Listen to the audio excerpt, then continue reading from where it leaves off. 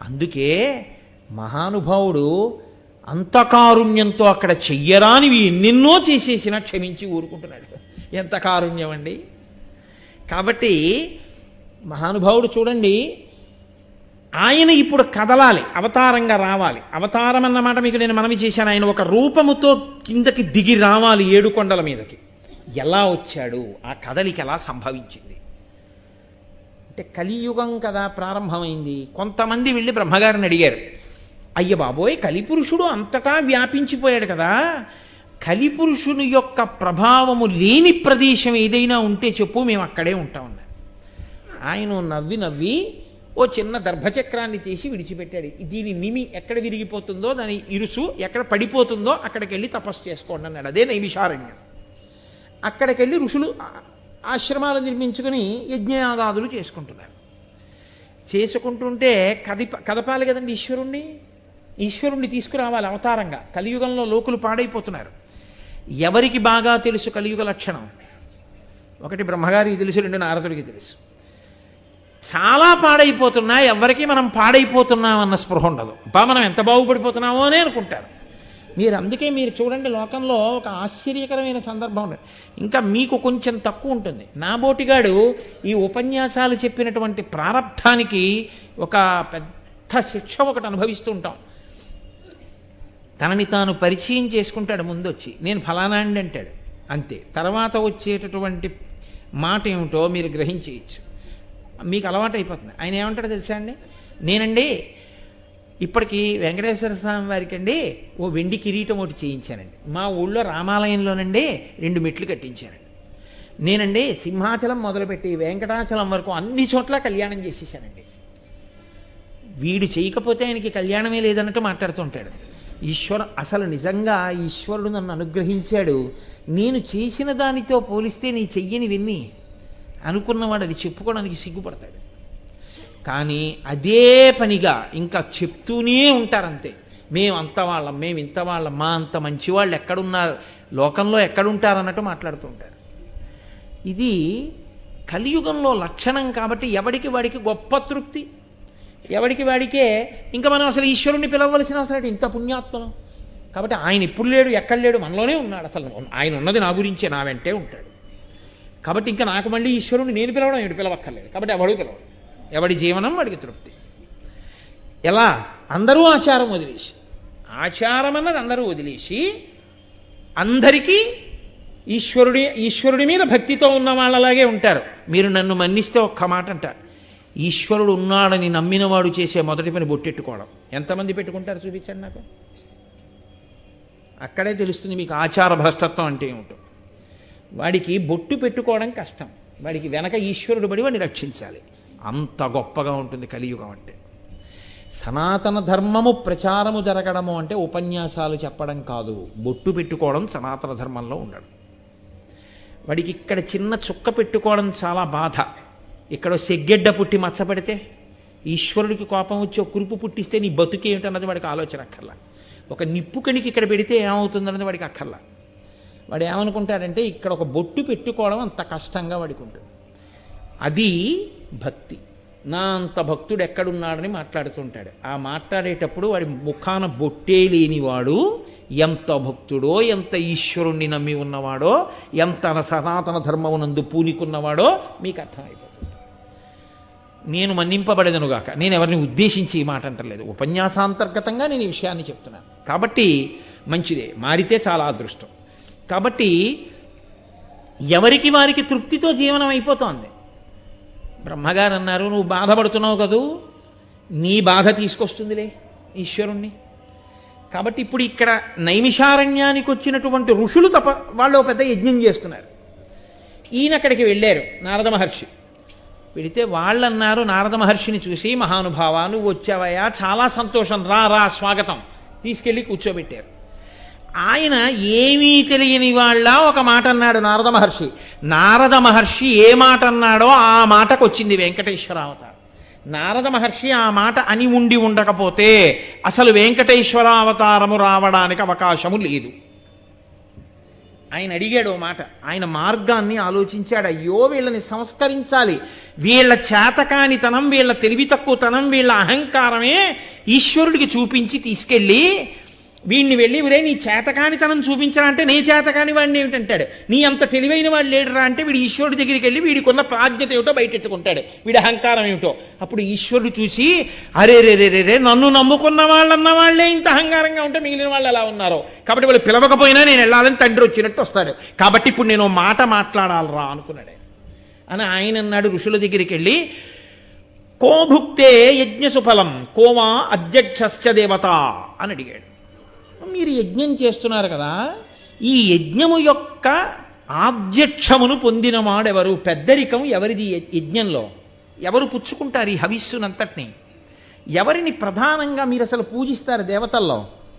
కో భుక్తే యజ్ఞ సుఫలం కోమా అధ్యక్షస్య దేవతాహ, అందరిలో గొప్పవాడెవరు అని అడిగాడు. వాళ్ళేమనవలసి ఉంటుందంటే బ్రహ్మమును ఉద్దేశించి, బ్రహ్మమే ఉన్నదంతటా, ఆ బ్రహ్మమే అన్ని రూపములలో ఉంది, కాబట్టి మేము బ్రహ్మము కొరకు యజ్ఞం చేస్తున్నాం అనాలి. కానీ కలియుగ లక్షణం ఏమిటి? అన్నిటిలోనూ కూడా రాగముతోటో ద్వేషముతోటో కదండి చూడాలి. అలా చూస్తే కలిపురుష లక్షణం ప్రవేశించేసిందని గుర్తు. అధికుడు ఏమిటి, అల్పుడు ఏమిటి? నేను మీకు అయ్యప్ప స్వామిని చూపించి ఈయనెవరు అని నేను మిమ్మల్ని అన్నాను అనుకోండి, ఆయన బ్రహ్మము అన్నారు. శివుడా అన్నాను, కాదు అన్నవాడు కాదు, తెలుసున్నవాడు.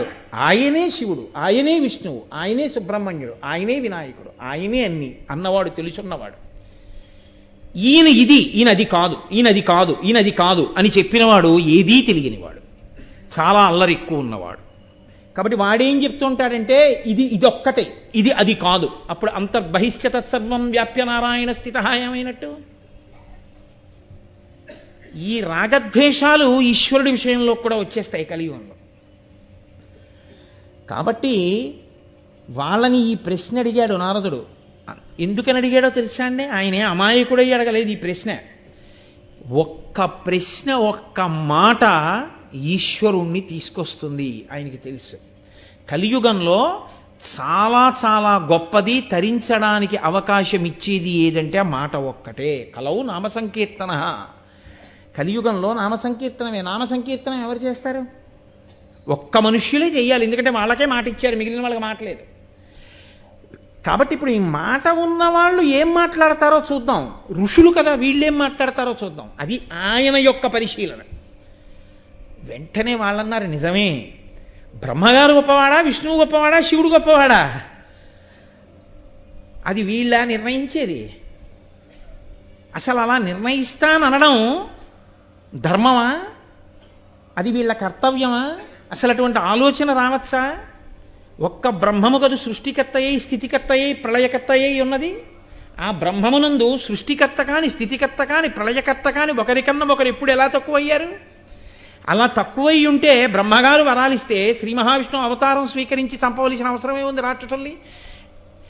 దేవతలందరూ వెళ్ళి, ఋషులందరూ వెళ్ళి, అయ్యా వాళ్ళు మమ్మల్ని బాధ పెడుతున్నారని ప్రార్థన చేస్తే అస్తమానం 4 ముఖాలు ఆయన వెళ్ళి వరాలిస్తున్నాడు, ఆయన్నే చంపమనండి. ఆయనేమో మాట ఇచ్చేవాడు, నేను వెళ్ళి చంపేవాడిని ఏంటి, నేను వెళ్ళనంటాడు కదండి. ఎప్పుడన్నా అన్నాడు ఆయన అలాగా? ఆయన ఎప్పుడు అనలేదే. వాళ్ళకి లేదు. ఎందుకు లేదో తెలుసా? ఒక్కటే కారణం, అది బ్రహ్మము. ఒక్క బ్రహ్మమే 3గా ఉంటుంది. ఉండి సృష్టికర్త, స్థితికర్త, ప్రళయకర్త అవుతుంది. ఆయా అవసరములను బట్టి అది మారుతుంది. అందుకే అమ్మ బ్రహ్మము. మాతృదేవోభవ, అమ్మ సృష్టి చేసింది, తన కడుపుని ఆవాసంగా ఇచ్చి పుట్టేటట్టు చేసింది. ఆ అమ్మ పాలిచ్చి స్థితికర్త అయింది, నిలబెట్టింది శరీరాన్ని. ఆ అమ్మ పాలు అన్నం పెట్టి పెంచింది. ఆ అమ్మ పెద్దవాడి అయ్యాక కూర అన్నం పెట్టింది. ఆ అమ్మ నీ భార్య చేత్తో వండించుకు తినరా అని కోడలికి నేర్పి కొడుక్కి పెట్టించింది. ఆ అమ్మే నువ్వు నిద్రపోకపోతే వీపు మీద 4 దెబ్బలు కొట్టి నిన్ను పడుకోబెట్టింది ఉయ్యాల్లో. లయకర్త, స్వల్పకాలిక లయం నిద్ర. ఒక్క అమ్మ సృష్టికర్త, స్థితికర్త, ప్రళయకర్త. ఏది అమ్మ నన్ను పడుకోబెట్టినప్పుడు గొప్పదా, అన్నం పెట్టినప్పుడు గొప్పదా, నన్ను కన్నప్పుడు గొప్పదా? నేను విచారణ చేస్తానని నువ్వు వెళ్ళగలవా? ఈశ్వరుని యొక్క స్వరూపమునందు బ్రహ్మ గొప్ప, విష్ణువు గొప్ప, శివుడు గొప్ప, నేను విచారణ చేస్తానడం కూడా అంతే అహంకారం. అందులో సందేహం ఏం లేదు. కాబట్టి ఇప్పుడు దేవత అక్కడ ఋషులకే ఈ ఆలోచన రావడం, ఇంత చిత్రమైన ఆలోచన రావడం కలియుగ లక్షణమే.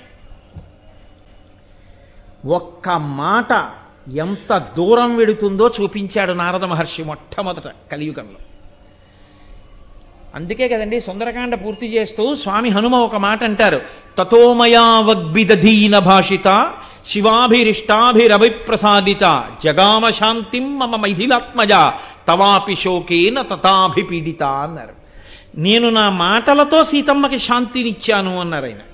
మాట శాంతికారకం, మాట విప్లవకారకం, మాట ప్రాణం తీసేస్తుంది, మాట ప్రాణం పోసేస్తుంది. ఒక్క మాటతో తరించచ్చు. రామా రామా అలవాటు పడిన వాడు తరించిపోవచ్చు. ఎప్పుడు పనికి మాలిన మాటలు మాట్లాడిన వాడు హీనోపాధిలోకి వెళ్ళిపోవచ్చు. మాట చేతనే మాటల చేత దేవతలు మన్నన చేసి వరంబులిత్తురు. ఆ మాటల చేత దేవతలు మన్నన చేసి వరాలు ఇస్తారు. ఆ మాటల చేత శత్రుత్వం వస్తుంది. జిహ్వాగ్రే వర్తతే లక్ష్మీ జిహ్వాగ్రే మిత్రబాంధవా జిహ్వాగ్రే బంధనం ప్రాప్తి జిహ్వాగ్రే మరణం ధ్రువం. నోటి మాట వలన లక్ష్మీదేవి కటాక్షిస్తుంది. నోటి మాట వలన బంధువులు ఏర్పడతారు, స్నేహితులు ఏర్పడతారు. నోటి మాట వలన శత్రువులు ఏర్పడతారు. నోటి మాట వలన బంధనంలోకి వెళ్ళిపోతాడు. నోటి మాట వలన మృత్యువుని కౌగిలించుకుంటాడు. మాట కట్టు కడుతుంది, కట్టు విప్పుతుంది. అంత గొప్పది. ఆ మాట గొప్పతనం ఏమిటో కలియుగంలో చూపించాడు నారద మహర్షి మొట్టమొదట.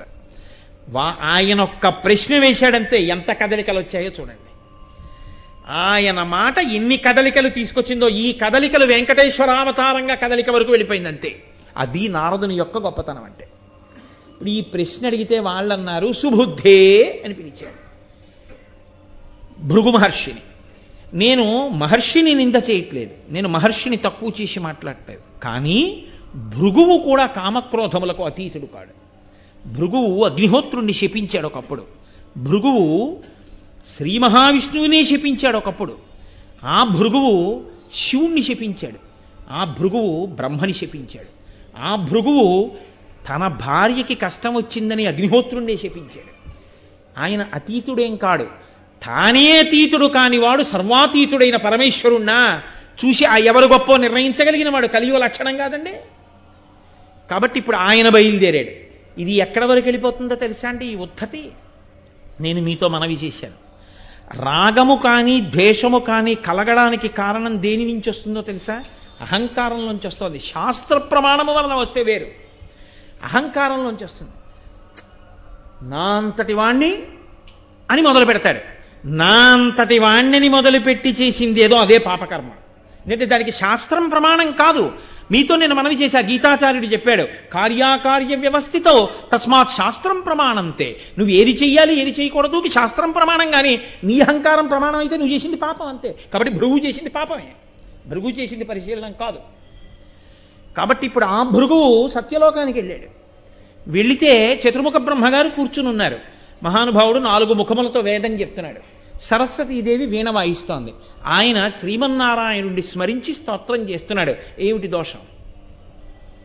నేను మా గురువుగారి దగ్గరికి వెళ్ళాను అనుకోండి, నేను మా గురువుగారిని చూడగానే నేను నేల మీద పడి నమస్కారం చేసి లేచి నిలబడతాను, నా కర్తవ్యం. మా గురువుగారు ఇలా చూసి కూడా ఏమనకుండా ఏదో మాట్లాడుతూ ఒక పావుగంట సేపు ఊరుకున్నారనుకోండి, తండ్రి కన్నా గొప్పవాడైనటువంటి గురువుని నన్ను చూసి కూర్చోమ్మనలేదు గురువుగారని నేను ఏదైనా గురువుగారి గురించి వదరి మాట్లాడాను అనుకోండి, నేనా పాడయ్యేది గురువా? తండ్రి కూర్చో అనలేదని తండ్రిని అగౌరవపరుస్తామా? తండ్రి కూర్చో అన్నా కూర్చోవద్దు అన్నా ఆ ఆజ్ఞ పాలించడం తండ్రి గారు. కాబట్టి ఆయన్ని నేను చూడడం నా ధన్యత. అంతేగాని ఆయన నన్ను చూడలేదు వెంటనే నన్ను ఆయన పిలవలేదని నేను భావించడం నా అహంకారంలోంచి వచ్చిన భావన. అప్పుడది ఎలా శాస్త్ర ప్రమాణం అయింది? కాబట్టి భృగువుకు వచ్చిన ఆలోచన అది. కాబట్టి ఆయన కింద పడి నమస్కారం చేశాడు, చూడలేదు బ్రహ్మగారు. అది ఆయనకి కోపం వచ్చింది. కోపం వచ్చి పతితం సభృగుం దృష్ట్వా నోవాచ వచనం విధి. ఆ కిందబడి నమస్కారం చేసి లేచినటువంటి భృగువుని ఇలా చూసి ఆయన ఇలా తల తిప్పుకున్నాడు. ఆయనకి తెలియదండి ఈశ్వరుడి యందు అంతర్భాగం బ్రహ్మగారు.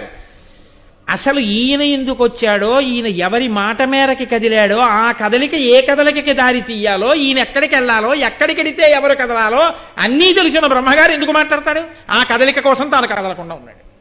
ఈ కదలిక లేని తనాన్ని కనిపెట్టలేని స్థితిలో భృగు ఉన్నాడు. కాబట్టి ఇప్పుడు ఆయన నన్ను పలకరించలేదని కోపడ్డాడు. సరే, కోపం ఉన్నవాడికి శాపవాక్కు వస్తుంది, అది పెద్ద విశేషం కాదు. ఆయన అక్కడి నుంచి కదిలి కైలాసానికి వెళ్ళాడు. కైలాసగిరిమాసాద్య తత్దృష్ట్వా త్రిలోచనం. అక్కడ మహానుభావుడు 3 కన్నులు ఉన్నటువంటి వాడు పరమేశ్వరుడు, త్రయంబకుడు, సదాశివుడు, మహేశ్వరుడు ఆయన ఉన్నారు. ఆయన పక్కన పార్వతీదేవి ఆయన తొడ మీద కూర్చునుంది. వాళ్ళిద్దరూ కేళియందున్నారు. అది కామక్రీడ అంటే పార్వతీ పరమేశ్వరులు పురాణాల్లో చాలా చోట్ల ఎలా కనపడతారో తెలుసా అండి? కామక్రీడలో ఉన్నారని చెప్తారు. కామక్రీడ కేళి. కేళి అన్న మాటకు అర్థం నేను తరచు చెప్తూ ఉంటాను. అమ్మది లాస్యం, అయ్యది నర్తనం. వాళ్ళిద్దరి కేళి, వాళ్ళిద్దరు ఎప్పుడు అలా కలిసి ఉండడం అంటే అర్థం ఏమిటో తెలుసా? అదే పనిగా అర్థం బద్ధం లేకుండా కామక్రీడలో ఉండడం కాదు. శరీరములు శరీరములకున్న అవయవములు కదులుతూ ఉండడం. లోకంలో ఏ ప్రాణిని చూడండి కదులుతూ ఉంటుంది. నేను ఇప్పుడు మాట్లాడుతూ ఇలా చేతులు కదుపుతున్నాను, తల కదుపుతున్నాను, కళ్ళు పెద్దవి చేస్తున్నాను, చిన్నవి చేస్తున్నాను, మాట్లాడుతున్నాను. నేను ఒక్కొక్క మాట చెప్పినప్పుడు అందులో అంతర్లీనంగా ఉన్న భావాన్ని నా ముఖంలో రసంగా ఆవిష్కరిస్తాను. నేను ఆశ్చర్యకరమైంది చెప్తే మీరు ఆశ్చర్యంగా ముఖం పెడతారు. నేను కోపమైంది చెప్తే మీరు కోపంగా ముఖం పెడతారు. భావములు లాస్యములు అమ్మవారు, నర్తనము కదలికలు పరమశివుడు. అది కేళి. అది వాళ్ళిద్దరూ కలిసి ఉండడం. అలా వాళ్ళు కలిసి ఉండకుండా వాళ్ళు ఆగిపోయారనుకోండి, లోకము జడీభూతమవుతుంది, స్తంభీభూతమవుతుంది. అలా దర్శనం చేయడమే అదృష్టం. అందుకే ఆ తాండవ నృత్యాన్ని దర్శనం చేసి నమస్కరించి వస్తారు తప్ప నా డ్యాన్స్ బాగుందా అని ఆయన అడగాలని ఎవరు అడగకూడదు. కాబట్టి ఈయన కూడా ఏం చేసి ఉండాలి? కిందపడి నమస్కారం చేసిన వాడు నా అదృష్ట హేతువు పరమేశ్వర దర్శనమైందని ఒక స్తోత్రం చేసి వెళ్ళాలి. ఆయన అలా చేయలేదు. నన్ను పరమశివుడు పలకరించలేదు. అది శాస్త్రమా? అది అహంకారంలోంచి పుట్టిందా? నిర్ద్వందంగా అహంకారంలోంచే పుట్టింది. అది భృగువే కావచ్చు. ఎక్కడ అవసరాన్ని బట్టి అక్కడ అలా చెప్పక తప్పదు. నేను అందుకే మహర్షిగా నింద చేయట్లేదు. కానీ ఆ సందర్భంలో అవతార ప్రయోజనానికి వచ్చినటువంటి కదలికలు చెప్పినప్పుడు అలా చెప్పడం తప్ప మరొకలా అవకాశం లేదు. కాబట్టి ఇప్పుడు ఆయన ఏకంగా పరమశివుడి మీద నిర్ణయాధికారి. అది ఆయన విచిత్రం. ఏమి ఆశ్చర్యం అండి! పరమశివుని యొక్క వైభవానికి ఈయన న్యాయమూర్తే, చతుర్ముఖ బ్రహ్మగారి వైభవానికి ఈయన న్యాయమూర్తే. ఏమి వాళ్ళకన్నా గొప్పవాడా ఈయన? వాళ్ళ సృష్టిలో వచ్చినవాడు కాడా? వాళ్ళని సృష్టించినవాడా? వాళ్ళకన్నా ఉండిపోయేవాడా? దేనికంత అహంకారం? ఇప్పుడు ఆయన శ్రీ మహావిష్ణువు దగ్గరికి వెళ్ళారు. అప్పటికి సత్యలోకం అయిపోయింది, అప్పటికి కైలాసం అయిపోయింది. కానీ ఈయనని ఆపిన వాళ్ళు లేరు. ఎందుకో తెలుసా అండి? అది వాళ్ళకి పెద్ద లెక్క కాదు. ఈయన ఉద్ధతిని చూసి ఒక్క క్షణం ఒక్క సంకల్పం చేసి నువ్వు మానువగుదుగుగాక అంటే పడుంటాడు అలా శిల కింద. వాళ్ళు అలా అనలేదు. ఎందుకు అనలేదో తెలుసా? వాళ్ళకి తెలుసు ఈ ఉద్ధతంతా ఓ చోట తెలియాలి. తెలిస్తే ఆయన కదలాలి. కదిలితే కలియుగంలో ఋషులే ఇలా అయిపోతుంటే ఇంకా కింద ఉన్న వాళ్ళు ఎలా ఉన్నారో ఆయనకి తెలియాలి. తెలిస్తే స్థితికారుడు కనుక రక్షించడానికి ఆయన వెళ్ళాలి. ఆయన వెళ్ళాలంటే ఇది బాగా అక్కడ తెలియవలసిన విషయం తెలియాలి. నువ్వు వెళ్ళని అని వాళ్ళు ఊరుకున్నారు. కాబట్టి ఇప్పుడు ఆయన వైకుంఠానికి చేరాడు. ఓ బ్రహ్మాండమైనటువంటి వైకుంఠం. ఆ వైకుంఠంలో స్వామి శేషశయనం మీద పడుకునున్నారు. తల్లి పాదములు ఎత్తుతోంది. ఏమి అద్భుతమైన దర్శనం! నీలాది దివ్య మహిషైక రపల్లవానాం ఆరుణ్య సంక్రమణత కిలసాంద్ర రాగౌ శ్రీవేంకటేశ చరణౌ శరణం ప్రపద్యే. అంత దివ్యమైనటువంటి స్వామి యొక్క దర్శనాన్ని చేశాడు. ఏమి భాగ్యం నిజంగా! ఆయన కనపడడం నీకు ధన్యత. ఆయన నిన్ను చూడలేదని కోపం రావాలా? అక్కడికి వెళ్ళి నేల మీద పడి నమస్కారం చేశాడు, లేచాడు. ఏం చేశాడో రేపు విందురుగాలి. ఎందుకనంటే చాలా కీలకం. ఇప్పుడే కదలాలి, ఈశ్వరావతారం రావాలి కదండి. నేను వెంకటేశ్వర అవతారం ఎందుకు కదిలిందో, ఎందుకు ఆయన రావాలో రేపు మీకు చూపిస్తాను. మీకు తెలియని విషయం ఏం కాదు.